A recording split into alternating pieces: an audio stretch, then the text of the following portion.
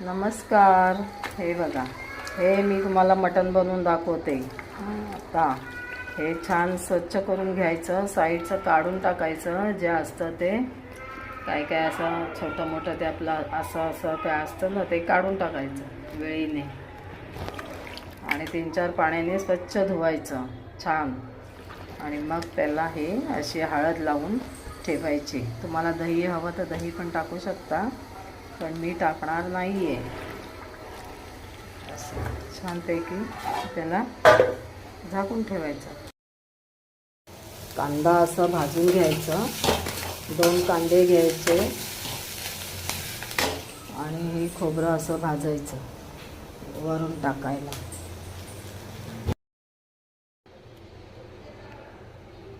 हे मटण तुम्ही असं याच्यात टाकून द्या. तुमचा हात भाजते. दही मटण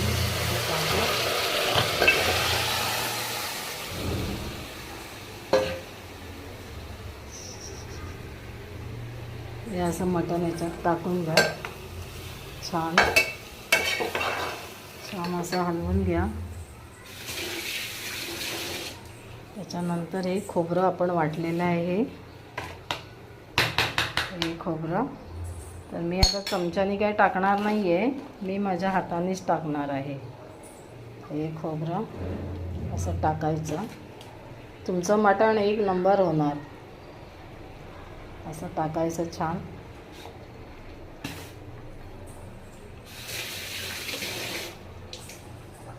वरून मी आपली रेसिपी तयार झालेली आहे मटणाची. तर या पद्धतीत तुम्ही पण ट्राय करा आणि कमेंटमध्ये सांगा कशी झाली ती. Bye bye. लाईक शेअर करा. बाय. चला जेवायला बसा. हे बघा मटण असं लिंब पिळायचं, ही कांदा, ही भाकर, भात आणि रेसिपी दाखवली त्या पद्धतीत करा. हे मटण बघा, हे चॉप आहे ना, हे बटाटा आहे. खूप छान लागतो, सुंदर. दाखवल्या पद्धतीत करून बघा आणि कमेंटमध्ये लाईक शेअर करा. Bye bye. 1 नंबर. याला म्हणतात आगरी मटण.